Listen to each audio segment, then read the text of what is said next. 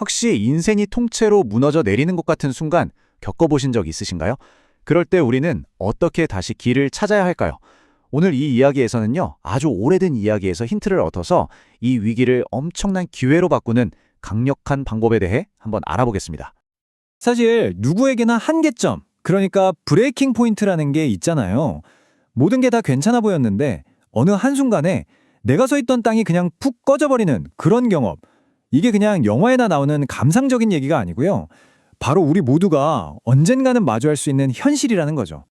자, 그렇다면 이런 무너짐이 오늘날 우리 사회에서는 어떤 모습으로 나타날까요?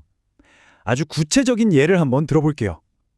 아마 많은 직장인들이 보면서 막 가슴을 쳤을 텐데 한 유명 드라마에 나오는 김 부장이라는 인물이 있습니다. 이 사람의 이야기를 한번 따라가 보죠. 이 김 부장이라는 사람 정말 누가 봐도 성공한 인생이었어요. 서울에 내 집도 있고 모두가 알아주는 대기업 부장이고 가정도 안정적이었죠. 그런데 말이죠. 회사 안에서 구조조정이다, 세대 갈등이다, 사내 정치다 이런 파도에 휩쓸리면서 점점 입지가 좁아지는 겁니다. 결국 핵심 부서에서 저기 멀리 지방 공장으로 밀려나고 마지막에는 명예퇴직이라는 이름으로 사실상 쫓겨나게 되죠. 그가 평생 쌓아 올렸다고 믿었던 모든 게 정말 한순간에 와르르 무너져 내린 거예요. 근데 여기서 진짜 중요한 게 있어요. 이 김 부장의 이야기가 그냥 드라마 속 한 사람의 비극, 이걸로 끝나는 게 아니라는 겁니다. 이게 바로 지금 이 시대를 살아가는 수많은 사람들이 실제로 겪고 있거나 혹은 앞으로 겪게 될지도 모르는 아주 보편적인 현실을 그대로 보여주고 있다는 거죠. 자, 이 데이터 한번 보세요. 놀랍지 않나요? 김 부장이 느꼈던 그 막막함, 돈 문제, 나빠지는 건강, 그리고 난 이제 뭐지? 하는 이 정체성의 위기. 이게 바로 지금 중년들이 가장 크게 걱정하는 문제들이라는 거예요. 그러니까 김 부장의 아픔이 결코 남의 얘기가 아니라 바로 우리 이야기일 수 있다는 겁니다. 그렇다면 진짜 핵심이 뭘까요? 바로 이겁니다. 인생은 내게 일어나는 일이 10%고 내가 거기에 어떻게 반응하는지가 90%다. 그러니까 중요한 건 위기가 닥쳤다는 사실 그 자체가 아니라는 거예요. 그 위기 앞에서 우리가 어떤 태도를 보이느냐, 어떻게 반응하느냐에 따라서 우리 미래의 90%가 결정된다는 거죠. 와, 엄청나죠? 자, 그럼 이 반응에 대한 이야기를 좀 더 깊게 들어가 볼게요. 잠깐 시선을 아주 먼 과거로 돌려서요. 우리가 왜 변화 앞에서 자꾸 저항하고 힘들어하는지 이걸 아주 새로운 시각으로 보게 해주는 고대의 비유를 하나 소개해 드릴게요. 바로 가시채를 뒷발질한다는 말입니다. 들어보셨나요? 여기 사울이라는 사람이 있습니다. 타르수스 출신의 사울. 이 사람은요, 당시 기준으로 보면 엘리트 중에 엘리트였어요. 율법에 대해서는 흠잡을 데가 없는 사람이었죠. 신념도 아주 강했습니다. 그의 미션은 단 하나, 당시 새롭게 생겨난 기독교라는 집단을 뿌리 뽑는 거였어요. 자기 신념에 꽉 차 있던 아주 단단하고 완고한 사람이었다고 할 수 있죠. 그런데 이 완고했던 사울이 다마스쿠스라는 곳으로 가던 길에 정말 인생이 180도 뒤바뀌는 사건을 겪게 됩니다. 갑자기 하늘에서 눈을 뜰 수 없을 만큼 강렬한 빛이 쏟아져 내리고 거기서 목소리가 들려온 거예요. 그리고 그 목소리가 정말 이상한 아주 의미심장한 말을 합니다. 사울아, 사울아, 네가 어찌하여 나를 박해하느냐? 가시채를 뒷발질하기가 내게 고생이니라. 아니, 가시채를 뒷발질한다니 이게 대체 무슨 뜻일까요? 바로 이겁니다.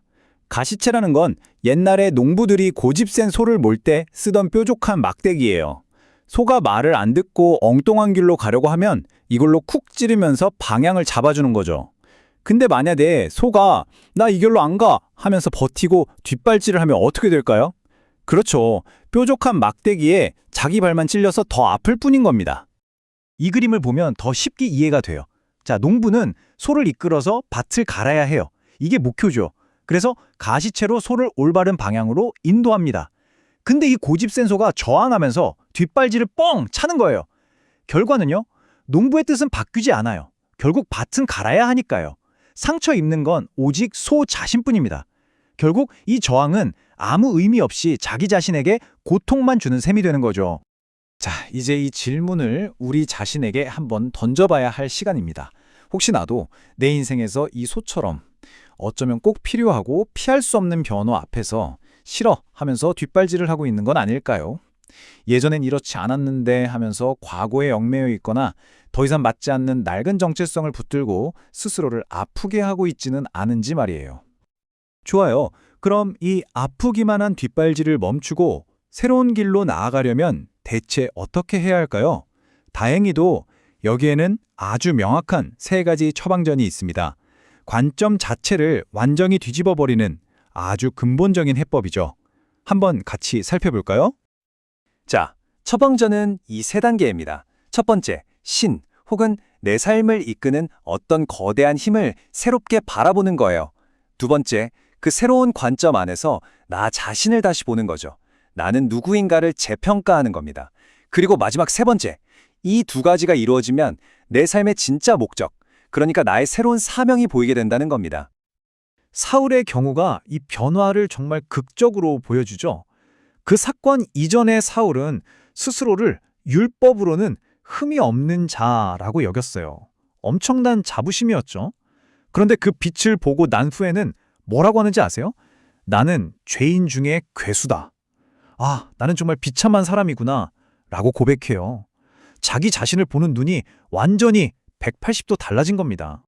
이렇게 신을 새롭게 보고 또 자기 자신을 새롭게 보게 되니까요. 인생의 목표 자체가 완전히 바뀌어버린 겁니다. 어제까지는 교회를 파괴하는 게 자기 사명이라고 믿었던 사람이 이제는 복음을 전파하고 교회를 세우는 사람으로 미션 자체가 완전히 재정이 된 거죠. 엄청난 변화 아닙니까? 자, 그럼 이런 내면의 엄청난 변화가 구체적으로 우리 삶의 경로를 어떻게 바꿀 수 있을까요? 이걸 아주 쉽게 이해할 수 있는 개념이 하나 있습니다. 경영학에서 나온 이론인데 한번 같이 보시죠. 대부분의 사람들은요. 인생이 이 그림처럼 딱 하나의 S자 곡선이라고 생각해요. 쭉 성장하다가 정점을 찍고 그 다음에는 어쩔 수 없이 하락하는 거죠. 아까 봤던 김 부장님의 삶이 바로 이 첫 번째 곡선이 끝나갈 무렵에 위기를 맞은 대표적인 경우라고 할 수 있습니다. 하지만 진짜 지혜로운 성장은요, 바로 여기서 시작됩니다. 첫 번째 곡선이 다 끝나서 힘이 빠지기 전에 아직 그 힘이 남아있을 때 완전히 새로운 두 번째 곡선을 시작하는 거예요. 첫 번째 곡선이 성공을 위한 것이었다면 두 번째 곡선은 의미를 찾는 곡선이 되는 거죠. 그럼 여기서 정말 중요한 질문이 하나 생기죠. 이 두 번째 곡선, 대체 언제 시작해야 가장 좋을까요? 타이밍이 중요할 것 같은데 말이죠. 정답은 바로 여기 A 지점입니다. 이게 정말 중요한데요. 곡선이 꺾여서 바닥을 칠 때가 아니에요. 오히려 아직 상승세에 있고 내가 가진 에너지와 자원, 경험이 가장 풍부할 때, 바로 그때 새로운 도전을 시작해야 한다는 겁니다. 모든 걸 다 잃고 나서 시작하는 게 아니에요. 마치 80세라는 나이에 인생의 가장 위대한 미션을 시작했던 모세처럼 말이죠. 결국 이 모든 이야기는 단 하나의 궁극적인 질문으로 우리를 이끌고 갑니다. 우리가 오늘 살펴본 이 모든 것들이 결국 답을 찾기 위한 과정이었던 바로 그 질문이죠. 여러분은 왜 살고 계신가요? 여러분이 이 땅에 태어난 이유, 여러분만이 할 수 있는 그 진짜 목적을 찾으셨습니까? 아니면 어쩌면 아직도 변화라는 거대한 흐름 앞에서 아프기만 한 뒷발질을 계속하고 계신 건 아닌가요?